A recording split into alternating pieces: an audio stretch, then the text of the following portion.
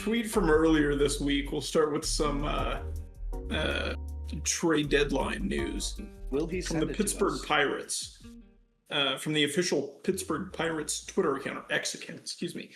Quote, today we have acquired right-handed pitcher Ron Marinaccio from San Diego in exchange for international signing bonus pool considerations.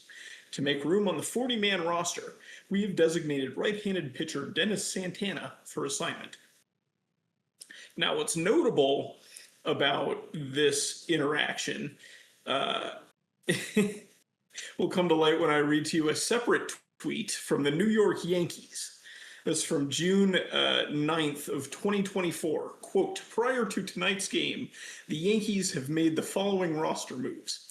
Recalled right-handed pitcher Ron Marinaccio from Scranton Wilkes-Barre. Designated right-handed pitcher Dennis Santana for assignment. Is Dennis Santana the first player in baseball history to be DFA'd for the same dude twice? Even if he isn't. On two different teams? Even if he isn't. He has to hate Dennis Santana. I mean, no, say something way around. Dennis Santana has to hate him, dude. Guys, like, it's mortal enemy shit. Adam Abusak couldn't say the Italian guy's name. I would just like to point that out. Adamo, come on. Look, that's a great one. That's fantastic. Your Italian card is not revoked yet, but come next WBC, you're on thin ice. Brother, that's the opposite of true. They'll let anybody in for the WBC. Ron Marinaccio, for example. Or Andrew Fisher. Noted Italian name, Andrew Fisher. It's true. So we're a week out from the trade deadline. Welcome back to the chatting average. I'd like to point something out before we even get into that part, dude. Yeah. I just went to the MLB transaction list just to make sure I didn't miss anything while I was driving from home to Columbia today. Unfortunately, today is Monday, July 27th, which is the day that every draft picks contract starts. So the MLB transaction list is hundreds of names long that all just say 7/27/26, the blank have signed blank.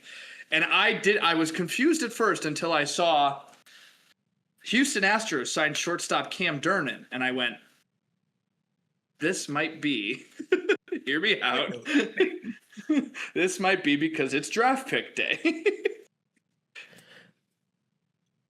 So it looks like there's going to end up being there might not be a single player from the top 10 rounds that doesn't sign, which is kind of crazy. That's pretty rare. Yeah, it's been a pretty good year for teams and prospects alike in the draft. And also, as has kind of been the trend, more and more well over slot deals for the best prep players and college players that are really going to need to be leveraged out of their deals in college. Part of me thinks that's due to NIL really starting to drive those numbers up, but also we've seen teams adopt this early picks don't have to be the best players. They have to be the players that you can realistically sign under slot and still get a valuable player. And then round 3 or 4, take a big swing at this guy that you can pry away from his commitment. And the fact that we've seen so many of these pan out positively for major league clubs leads me to believe that at the very least for this year, the status quo is settling a bit to where teams can be comfortable with that relationship with college baseball of, okay, the paradigm hasn't completely blown up due to NIL. We're going to see some financials change hands a little bit. But at the very least, for this current CBA, whatever that's worth, it makes sense. This might have been the last draft as we know it, so this entire conversation might be irrelevant very soon. This might be for the time being, you have a very compelling point, and it's worth noting, right, that baseball has always been fundamentally different from NFL, from NBA in their draft, in that you only have a certain amount of money in your signing pool, right? part of the calculus for any team drafting really is, like you say, making sure that you have enough money to get all your later round guys as well. And maybe you're trying to save money down draft so that you can go into the 18th round and grab a kid out of high school that nobody thought was going to sign. Things like that very much are the calculus in baseball in a way that they are not in other sports. And I think that's it's just something that gets understated a lot, I think, when you look at draft coverage overall. So when we look at these players, these young prospects that are being subsumed into these minor league systems, and quite possibly are going to head those systems off when all these prospects start changing hands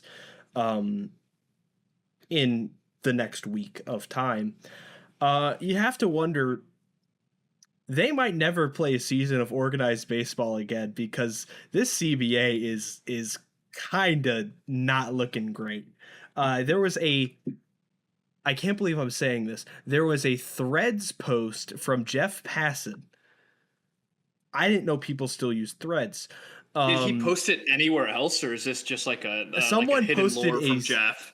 Someone posted a screenshot of it on X, the Everything app, which is where I saw it. And it said, and I'm paraphrasing here because I don't have the screenshot, nor do I have Threads. I'm not getting Threads for this, so he is an active member of Blue Sky, though. Let's stay on your side of the fence, buddy. Okay. Okay. What? This tweet from Jeff Passan, this thread from Jeff Passan said that there are multiple owners in the MLB that have instructed their GMs to spend as if there is no season next calendar year, as if there will not be the next MLB season. So at the very least, some people who are very much in charge of where this CBA goes don't think it's going to get agreed to. And this is a December deadline, right? Like the new CBA needs to be in place during the winter meetings. Otherwise, you enter a lockout, and that lockout goes for however long it goes. And frankly, there aren't scab players like there are in any other labor dispute, not at least to the level that could refill the entire 30-team Major League Baseball system top bottom. So I don't know, man. Trevor Bauer would certainly try. All I'm hearing is that former college baseball player Adam Busak may potentially get a call. Definitely not happening. So, John, when was this Threads screenshot reposted for you? I saw it today. That's interesting. Because why would he only post it on Threads? Yeah. Here. That's hold on. I'm all the way back to the draft. For what it's worth, it was a reply. It was a reply to someone. It wasn't a post. Well, that's not helpful, John. You need to be more helpful. I have heard from some folks that work in and around minor league baseball specifically that have said similar, that their organizations are operating as if they're just not going to have a season next year. And that means a lot of, 1-year contracts. That means a lot of, kind of keeping a skeleton crew on staff in terms of broadcast, things like that, because the anticipation of not having games to play, I think, is a very, very real thing for them. So it would not shock me if organizationally this is something that kind of around baseball people are just kind of starting to prepare for. I don't think I'm that prepared to have to wake up that early to watch KBO baseball or NPB. Maybe they'll do like a thing where broadcasting on stream delay, dude. Yeah, I would say maybe they'll do a thing like they do in the Olympics where they're like, yeah, we're just going to air this thing at 11 a.m. instead of it happening at 2:30 in the morning. Here's the KBO roundup. MLB big inning, and then it's just like the KBO. Are we going in on NPB? Are we going in on KBO? Like, what's the game plan here? I have a question. I think college baseball is going to hold us over, but it's only going to hold us over for so long. Look, I have a question. I've heard that the CPBL in Taiwan. Should we take a stance on what we're calling that country? I don't think the chatting average needs to put out a statement about whether or not we believe Taiwan or Chinese Taipei, whichever one floats your boat. Am I allowed to say? Can I say my personal opinion? Or no, we actually don't share those on this podcast. Let's. I have a question. The league that is hosted on the island of Taiwan by a polity that I will not discern on this podcast. Yeah, his social credit score just went down. 10-cent, call me.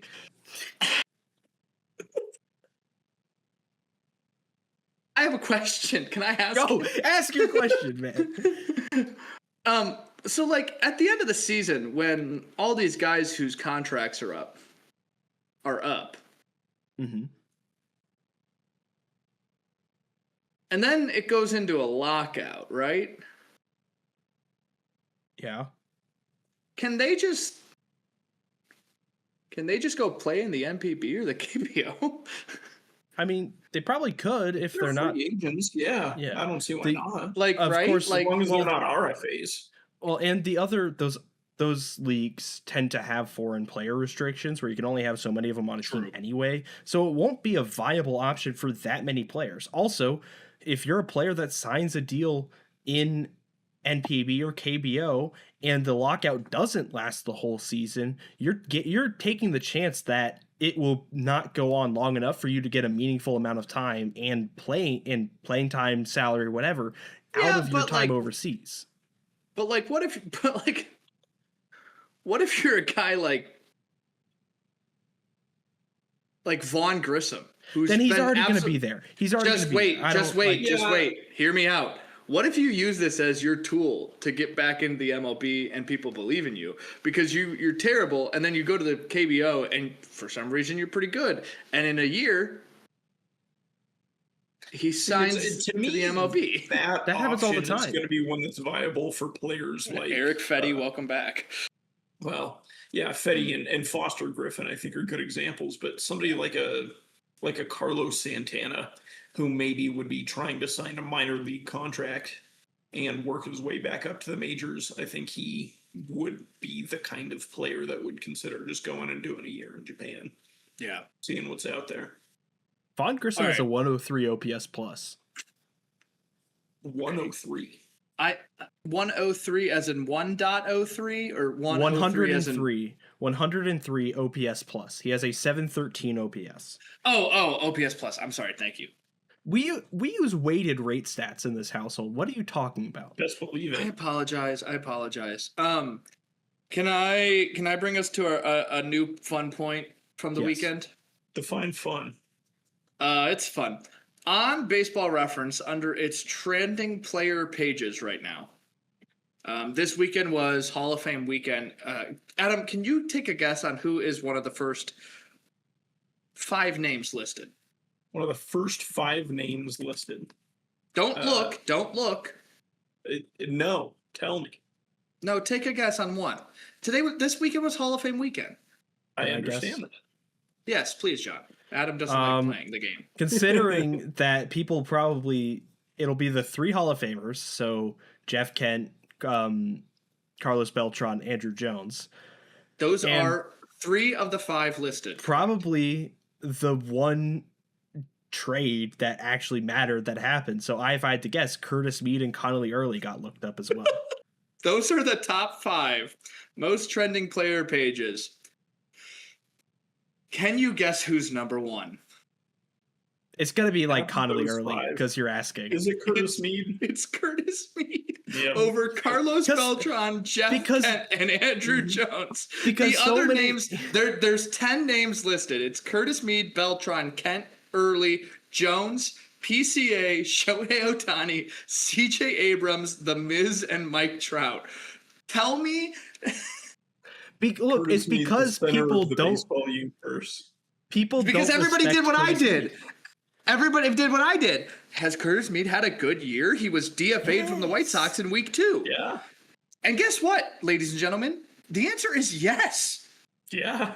The answer is he's got 2.1 WAR accrued this year. The answer is a 133 OPS plus, the highest he's ever had in a single season. He's hitting 254 with a 352 on base percentage in 327 plate appearances.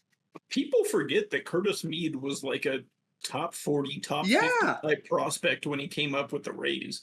Yes. The issue with the Rays was that the left side of their infield was so crowded, and he's a third baseman. He came up as mostly a third baseman for them. So obviously Caminero, a different highly touted shortstop in the Tampa Bay system who's no longer there. He was real young when he was real good. Real good and young. He liked it. Carson Williams, Taylor Walls, they generally walled him off. He also picked up some first base as well, and so played mostly corners. Went to the White Sox in a trade. Their infield was just too crowded because remember, everyone in Chicago is a second baseman. Yep. So he gets traded for Boston Smith to the Nationals, where he reunites with a former Rays front office executive, Paul Taboni.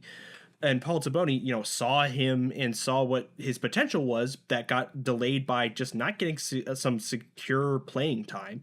Gives him that runway on the strong side of the platoon. Eventually gets the full-time third base gig in Washington and just tears away with it. I mean, he's got 17 home runs. The most he's had before this were 3 in a season. He has played, third. He has played third, first, second. He's mostly going to play second with Boston, has been my understanding, with Caleb Durbin at third and with Wilson Contreras at first. And for me, this shows a remarkable amount of confidence in the power of a right-handed bat in a very shallow hitter's market right now, because everyone's got pitching and no one's got hitting. And that is going to be the thing, especially when players like Shea Langoliers and Spencer Steer and Cody Bellinger just recently have gone down with injury for a significant period of time, and that is going to significantly impact the market. So right now, having someone like Curtis Mead, who could have been in that top 5 to 10 of rental bats, immediately rocketing up and getting the Nationals a controllable, young, starting pitching arm that, while injured, is expected back this season for a team that's 1.5 games out of the wild card. All of a sudden, this is the tempo set for the hot stove, for the trade deadline. And this is already a mighty price to pay for a rental bat. He's in pre-arb next year. Mm-hmm. Yeah, he's on the books for like 6 more years. Yeah, and admittedly, Curtis Mead. The other one more thing on Curtis Mead before we go to the Connolly Early side of this. To me, from the Boston perspective, this signifies already that they're starting to wave the white flag on the Durbin thing.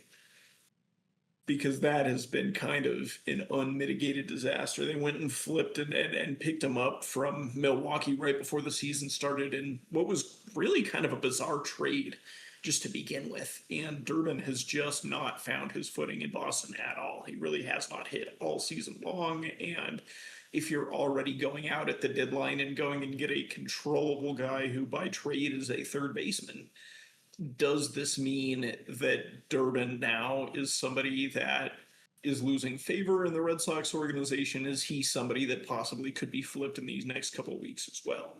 Or next I will say, it's only a week till the deadline. So I will say Durbin is hitting over his last 30 games 295 with a over 800 OPS.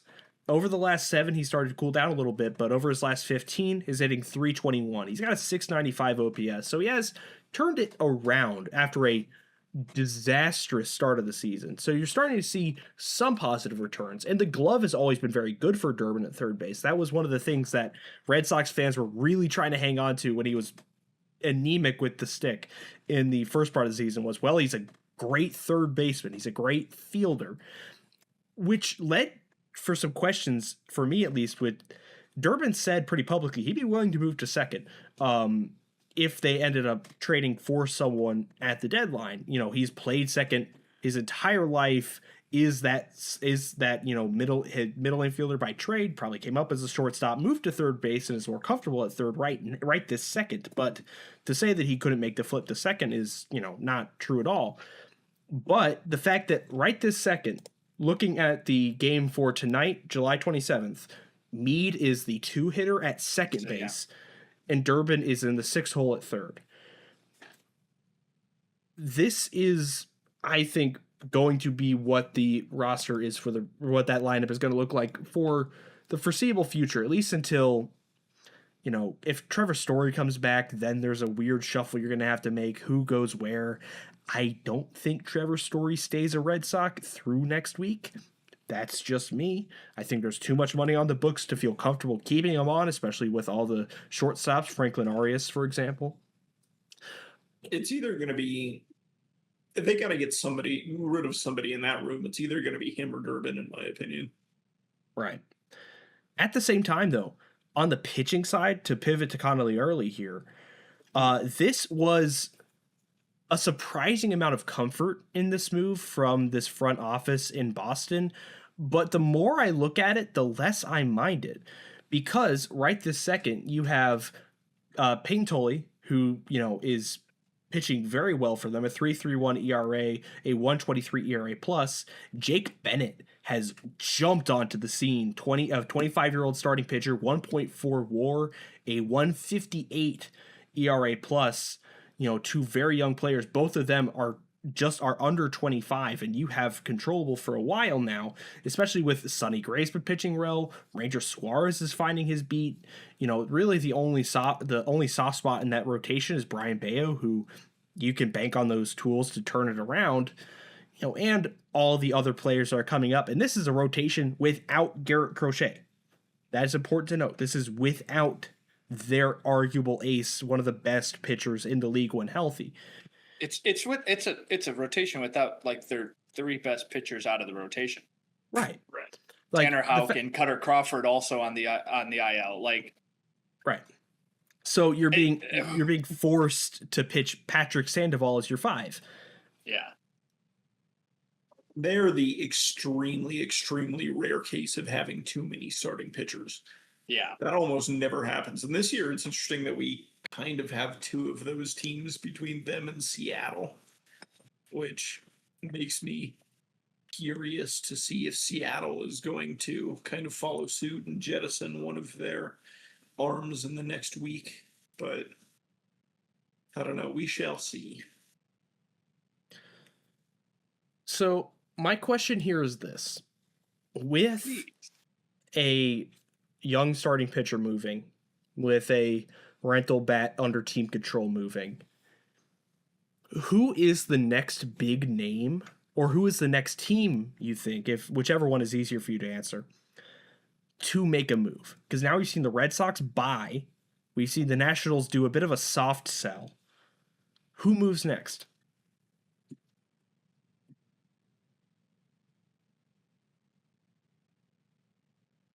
Because for my money's worth, I think either the Mets or the Twins are going to move. I think the Mets start moving. I think the Twins are a good pick too, because just like we said last week, they'd be good to get, or they'd be smart to get out in front of us. Yeah, sell Joe Ryan before Scooble gets sold, so you get the most out of your Joe Ryan. But yeah, I think it's one of those two, and then I think we're one big name trade away from opening the floodgates of everybody making deals. I know, luckily next week, trade deadline's on a Monday. We'll record. I assume the deadline is at 3 p.m. or 4 p.m. like normal, right? So we could honestly do a live during the deadline type thing. Like the last hour. Yeah. Yeah. Depending on how things go. I agree. I think that would be a good idea. 6 p.m. Eastern. 6 Eastern. So it's 5 o'clock Central, 4 o'clock Mountain. Yeah. That would work for us. Pacific, 2 o'clock Aleutian Hawaiian. What is that in Greenwich Mean Time? I I actually have no idea. No, that doesn't help me any. It's like +5, so it'd probably be like 11 o'clock or midnight. Yeah, that's doable. High Sox. Did you guys want to do an interview with him? Or? Well, he just purred into the microphone, so I think we got an answer out of him. 6 p.m. Eastern Sox. is 10 p.m. UTC. What is it in Chinese Standard Time? All right, we're not. Look, we should probably make sure we mention it. We have grazed right against the Chinese topic once already. This is a baseball podcast. I cannot stress enough. This is baseball. Geopolitics is not our game. You brought up baseball in a specific island over that. Okay, that away. all I said was it's. People live on the island of Taiwan. Who they're under, I'm not gonna say that. I'm not saying that here. I'm saying it. All right, whatever. Oh, guys, what about Jose Urquidy? Why aren't we talking about Jose Urquidy? Jose Urquidy got DFA'd. It's a DFA trade. No one cares about those. Like, all right. Mason Miller is not likely to go. The single least needle-moving baseball player of the Jose Urquidy has a 9 ERA. It moves the needle in the team that DFA'd him. My God. No. You know who it really is? Jared Kelenic. He keeps getting acquired by teams who need outfielders, and he doesn't do anything. High Sox. I tell you what, that guy is acquiring teams. His baseball reference page is getting interesting. The Carlos Beltran effect. Except for not a good, except for nowhere near chance at Hall of Fame. Well, let's see. He's a Met, which is like shall we Seattle, Braves, White Sox, Rangers. Guys, when you look up Jared, he doesn't wait. No, he spells it weird. 2 R's. He went to Gerard. Seattle, Atlanta, Chicago, and Texas. How many of those did He was Beltran originally play a for? Mets prospect. I don't think he ever played in the big leagues. He never debuted. He was part of that. He was part of the Robinson Cano trade, otherwise known as the Edwin Diaz trade. Correct. Yeah.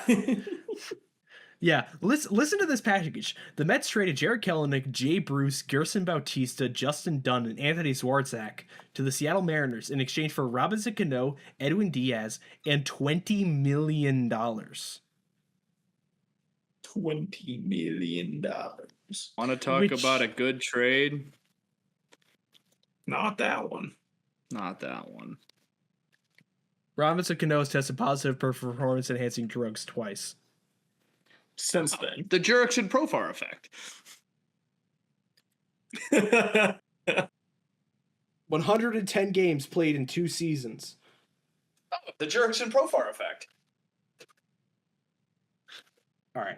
That's actually, not far off. All right. So, look, I want to talk about one of the arms that I am the most confused by right now, and it's Mason Miller. So, okay. At first, about 2 or 3 weeks ago, rumblings that Mason Miller probably gets dealt. AJ Preller's licking his wounds a little bit on the deal. There's too much money sunk into him, and they're trying to figure out what to do with him. Now it seems likely, according to reports, that he stays with the Padres, but Michael King could go because Michael King has opt-outs his next 2 seasons, so he's effectively a free agent.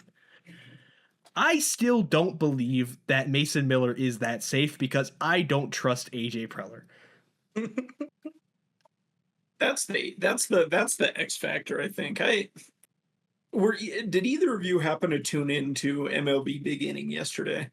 No, I was never once. Yeah, because that's my my normal Sunday afternoon. Is I full screen that, and they on the broadcast went live full screen to the San Diego game for him to close out because the guy that hosts the show, the fake Scott Hansen, whatever his name is, not Hansen. Not Hansen, yeah, there you go. He's like, could this be the last time Mason Miller pitches in a Padres uniform? See the historic performance. We got to go full screen to that. I'm like, come on, dude. This was yesterday? Yeah. Did he think the trade deadline was today? Like, what are we doing here? Does that guy know about Major League Baseball? Because the trade deadline in Major League Baseball is the Aroldis Chapman trade that happens in March for some reason, and then every other trade happening on Monday at 3:00. Correct. Okay, so when is Aroldis Chapman getting traded? And don't say if he gets traded. When is he getting traded? I would book him for a Thursday afternoon. He has to go early, right? But I almost feel like we're on a weird year that he's going at 3:59 Central Time on Monday. Pick the landing spot. Where do we think? If the Sox don't get Mason Miller. The White Sox were already apparently in talks with the Red Sox to get him, and then they went on a 17 game winning streak. Okay. So I think hate to send him home. Send him to Cincinnati. No. Send him home. Send him to New York. I'm just saying, the Yankees need bullpen help. They're willing to move players. I think that would be I think both franchises would be furious. I think no one is happy with this. I don't think Aroldis Chapman's happy with this. But you know what? Sometimes it's just home funny. to Chicago. But the other Chicago. Houston, Texas. Chicago. No, I thought you meant like another city that was like Chicago. The other city that's like Chicago. I have a question. Yeah. The Red Sox reportedly, Buster Olney says, don't take it super close. Mm-hmm. The Red Sox are looking for a shortstop. What if the White Sox gave him Luisa and Acuna? All right. Okay. Chapman. Everyone's looking for everything. I'm looking for a job. What's your point? Like, let's get call him here. Jeffrey Calhoun the way he looking for a job. Wow. Love you, Jeff. Hope your second interview goes well. Yeah. Best wishes, man. I don't endorse that sentiment. He doesn't hope your second interview goes well. That's not what I meant. Okay. To be clear. Shout out future Colorado resident Jeffrey Calhoun. All right. So what I meant was, before John Lieber hijacked my analogy here, is that the Red Sox have their top prospect in Franklin Arias, who is a very well-performing minor league shortstop prospect. I think any deal that moves a shortstop is going to have to include him, and I have no idea if Craig Breslow is willing to part with that. Wait, I'm sorry. I missed what you said. Who? Franklin Arias. Okay, yes. So I think right now the best shortstop, probably CJ Abrams. Do you go back to the well with Washington? What are you willing to move? And if it's not CJ Abrams, who I think is, halfway likely, who else is out there? I mean, I saw a report that Francisco Lindor might go, but no one wants that albatross of a contract. Does Zach Neto move? What do the Angels want? Are there other middle infielders that can move someone to shortstop? Does Luis Arraez being acquired by a team force them to move a different infielder to shortstop? I have a question. What? Second place in the National League West right now is held by the Diamondbacks. Correct. Are they gonna sell? Ketel Marte did just unfollow the team and wipe his entire. I don't mean Ketel. They have a ton of pitchers that, in my opinion, they would be stupid to not try and sell. Whether that's, I think the list starts with Soroka, but I would argue that Eduardo Rodriguez, I would argue that Merrill Kelly are all guys that are overperforming this year. And unfortunately, Michael Soroka has a strained glute. So yeah, he's had a couple injury things, but supposed to be back soon, is he not? Yeah, he's on the 15-day. So we just saw Connolly Early get moved, and there's no guarantee that he's going to play again this season. So yeah, maybe my question is if they sell, are they selling more than just pitchers, or are they going to sell some of this lineup? Ketel Marte. I think he goes. Ketel Marte. Jerry Perdomo, Lourdes Gurriel. Lourdes Gurriel, How old Max is Lawrence, Kepler. dude? Noted Is Kepler Royce back user. from his drug suspension, by He's the way? also on the 10-day IL. He is 32.9 years old. Wow. Happy 33rd. He strained his groin. Lawrence. I wonder if he and Soroka got injured in the same accident. What do you mean? Just, What do you mean? Never mind. Nothing. What do you? Maybe they saw Kevin Ginkel. Was the gink there? What's the gig there?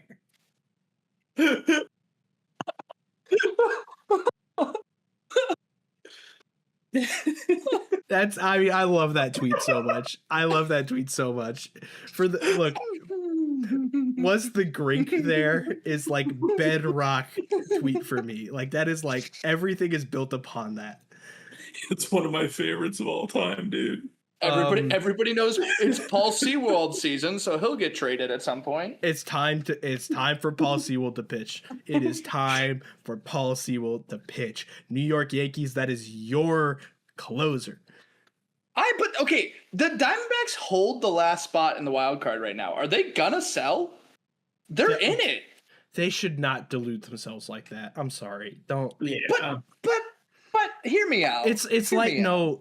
It's like when terminally ill What are the patients have that NLs like teams one like? moment of lucidity. Like they should not do that. Let me propose something. Unfortunately, the Arizona Diamondbacks play in a division with the Los Angeles Dodgers And the Rockies. and the Rockies And the Giants. and the Giants. But the Padres are going to sell. Like It's all but there's a path confirmed. for the Diamondbacks making the playoffs this year. So There's certainly a that's path there, that's but my thing here is if what if Arizona sits around for the first half of Monday and they watch the Padres sell off like 3 pieces? Does the Arizona front office go, flip it, we're buying? how much of your future are you willing to mortgage for what is seemingly maybe a 1-year run? Like a 1-year window. Why is it a 1-year window, bro? Because the Giants aren't going to be this bad forever, and neither are the Padres. Both of them transform their entire team every offseason. Are the Giants going to be that much better next year if Tony V's still coaching them? I don't think Tony V's the problem. I think the problem is that Buster Posey doesn't know what he's doing. But that's a conversation for another day. What's Adrian Hauser up to? Said not a single person ever. 4 innings in relief yesterday, if I'm not mistaken. He threw 4 innings in relief yesterday. Because Carson Wisenhunt got absolutely battered by the Los Angeles Angels. 2 hits in 4 innings. Stream for me. 2 hits in 4 innings. What a day. Yeah. Hey, look, Adrian Hauser could get stretched out into a starter again. If any real Adrian Hauser Patriots are out there, stretch him back into a starter.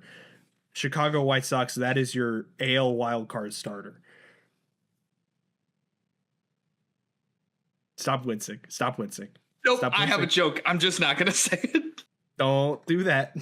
Don't do that. I would not mind Adrian Hauser back in a White Sox uniform. I would like for us to trade for somebody who's better than him, though. Hey, Jameson we Tyone are just got winning DFA. the division right now. Jameson Tyone hates the city of Chicago. This is not a Craig. The Craig. This guy. Craig. What's his name? Kimbrel. Kimbrel. Oh my Trade God. where he has to stay in the division. Hold on. He just said Craig Kimbrel. Yeah, he did. Let's slow down for a second. Let's think before we speak, John. Wait. Okay, well, you know I what I love mean. how the way that he got there was by going this guy. This Putting his guy. arm up. I knew you guys would get me there. The guy I who's said just it. the robot. I said his that's first the name and went, what's his last name? Oh, Craig. Yeah, Blake Craig, if you will.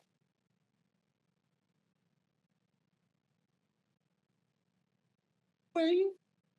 Hope his ACL is intact this year. It was Reports very are bad saying experience without it. Reports are saying they are, but I'll talk to him on Sunday. All right. So Tell him I hope he rests up.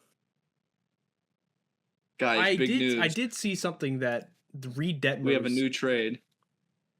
Really? The Pittsburgh Pirates have acquired from the Orioles for some guy named Cash Considerations, and then have now optioned to AAA Indianapolis, Jonathan Rodriguez. You saw something about Reed Detmers. It just came across the timeline. I have to report news. It's my job. Okay, that's not That's all right. not anyway. That Reed Detmers that the Cubs and the White Sox are both looking at Reed Detmers. Yeah, he's a Chicago native. He's not, but he might be. But he's going to be there at the end of Monday. Do you guys remember when he threw a no-hitter? Yep. So he is from he's Kentucky. from Nokomis. He's from Nokomis, Illinois. Thank you for fixing. Yeah, no, he's from Chatham, Illinois. Okay, well I'm looking. He was born in Nokomis, Illinois. He went to Glenwood High School in Chatham, Illinois. or Chatham. Well, he actually started at Nokomis High School and then later transferred for a better baseball opportunity.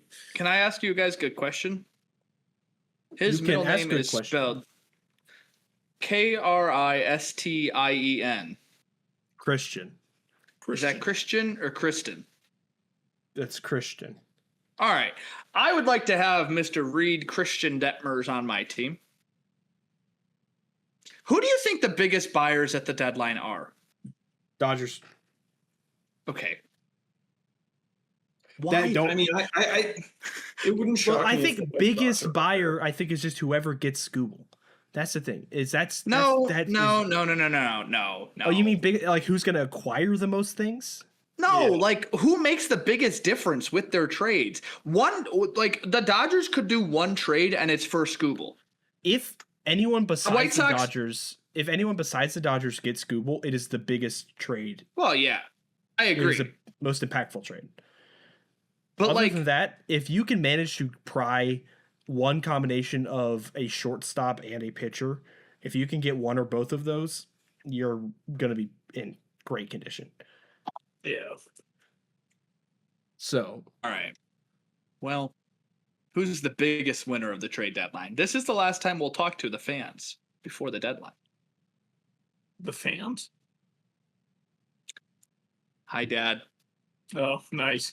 I don't know. Like, I think it's going to be one of the NL East teams. If I had to throw a dart right now, I would say probably the Phillies are going to go out and buy a little bit just because they are incredibly old and kind of need to. The window closes this year for the Phillies, in my beliefs. Correct. yeah, I'd be partial to Burn agree. I think burn the boats, as it were. Phillies could be something. Maybe Blue Jays end up actually doing something this time. Cardinals could go in. Why would the Blue Jays buy? Tigers also could. Well, I don't know. Why are the Blue Jays not selling, John? No, I mean the Blue Jays have pieces that if they sell could very much change. Like they could be a surprise seller. Like the things that they give up. Yeah. You know who could probably play shortstop?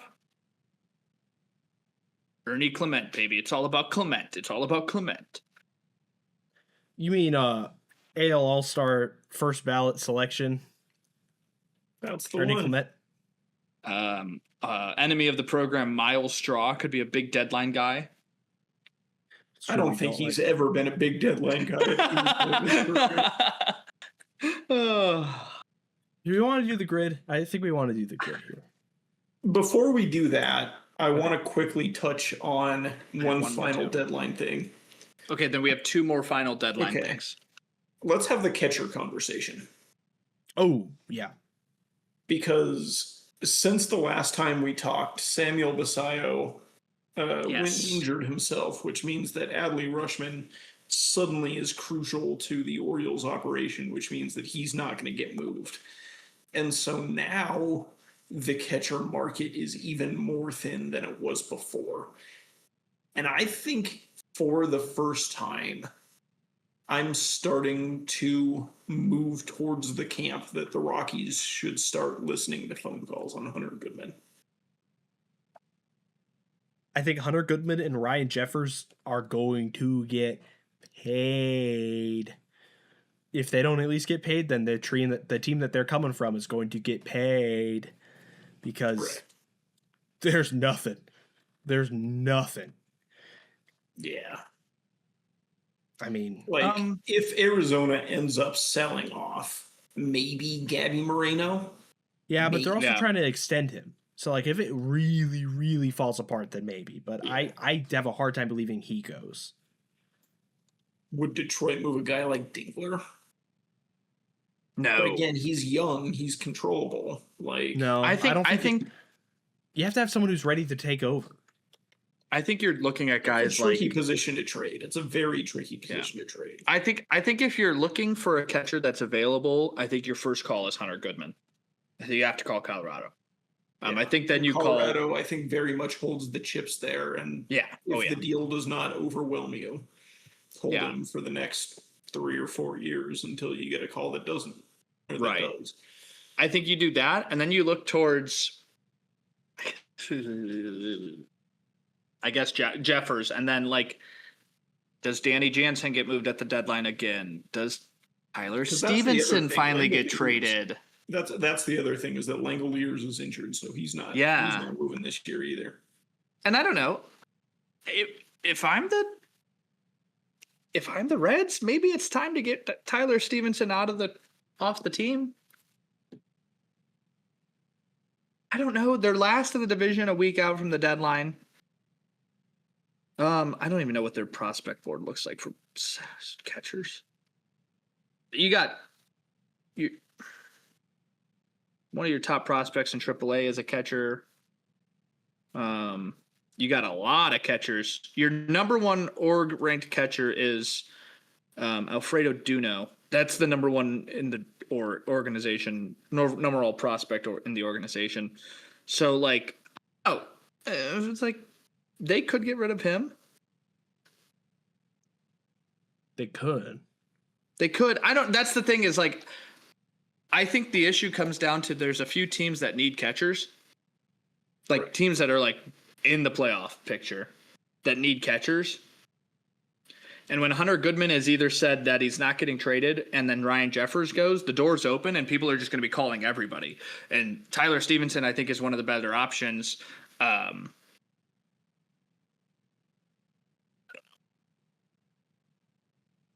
yeah. Yeah. Jacob Stallings, where is he at? Is he injured right now? Is he still in the big leagues? He hasn't played this season.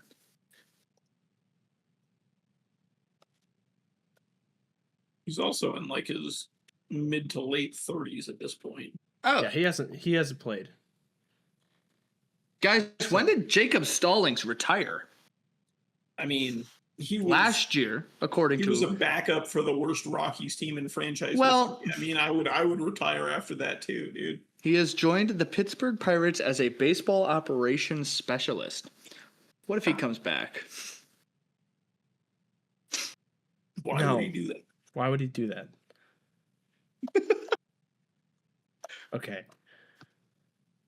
Do we want to do the grid now, or are you going to say something else? Grid. All right, back to the grid. Oh no! Grid. I'm sorry. I do have one more thing. I thank you for trying to remind me. Outside of Scooble,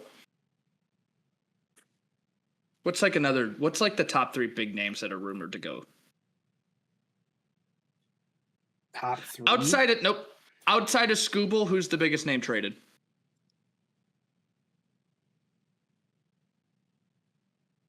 If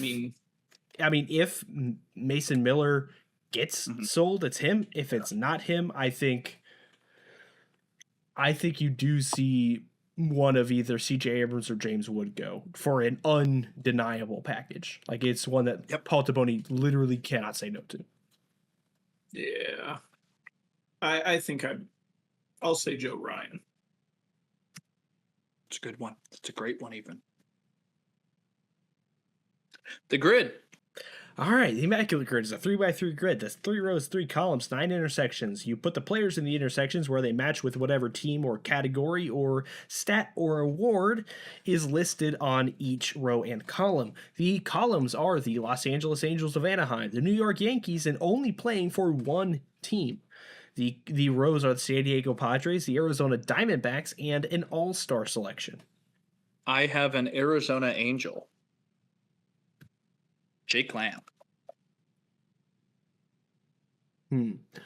A Padre only one team. Give me Daniel Camarena. Is the dink? A Padre only one player. Daniel Camarena. That's the guy who hit the grand slam, the pitcher. Wait. Padre only one team. Camarena. Camarena. Thank you. Sorry, I was spelling it wrong. For Padres Yankees, give me Franchy Cordero, please. Love that guy. Do we have Diamondbacks Yankees? Yeah, no, we don't. How about Keaton Middleton? Love that guy.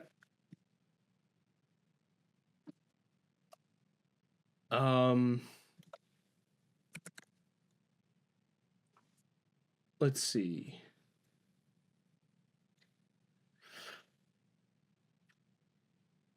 Yankees All-Star? I don't know. I mean, they've had a lot of All-Stars, like Yankee All-Star. Yankees. I've got a Diamondback Angel. Please, sir. Chris Iannetta.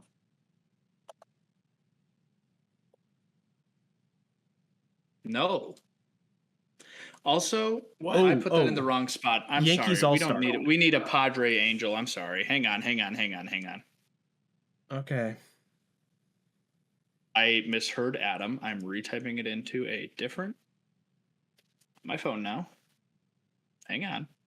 Guys, calm down. John, please stop talking. Mm-hmm. John, get off of him, dude. He's trying his best. There's no need for that kind of language. John, jeez. Okay, we need a Padre Angel, a Arizona only one team, and then the entire All-Star row. John, what were you going to say before you rudely interrupted me? For the Yankees All-Star, Nestor Cortez. Great, fantastic. I have your Padre Angel. Please. G-Man Choi.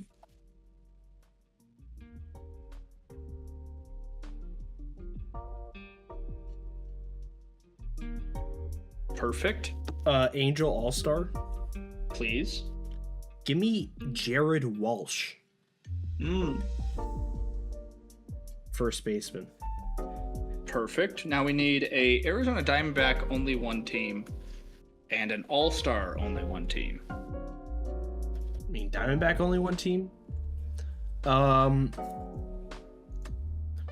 Give me Dre Jameson for Diamondbacks only one team. Okay. We need an All-Star only one team. I mean, that could be any Todd Helton. For any first-time All-Star, like. Adam says Todd Helton. John says, okay. 0.5%. I do say okay. Hey. Okay. Rarity score of 4. Hardest spot on the grid today was a Arizona Angel. Number 1 option there was Zach Greinke. Was DeGrinke there? He was not. He was not. It to you. He would not do. He's not big on social functions. That's kind of like one of his whole things. One of his main things. You can find the chatting average on Twitter at @thechattingavg. You can also find us on Spotify, Apple Podcasts, Amazon Podcasts, Stitcher, if that's still a thing that people use. We're YouTube. on We are on Pandora. We're I don't think in we're on Pandora's box currently. Yeah. When we Let us record out. this. Dude, Let us out. Adam got turned into a pig by the goddess Circe earlier. It was kind of awesome. Weaver did too. It's true. John hasn't seen the movie, so I've read the book. I know what happens. All right. All right. We'll see you all next week for the trade deadline. Bye-bye.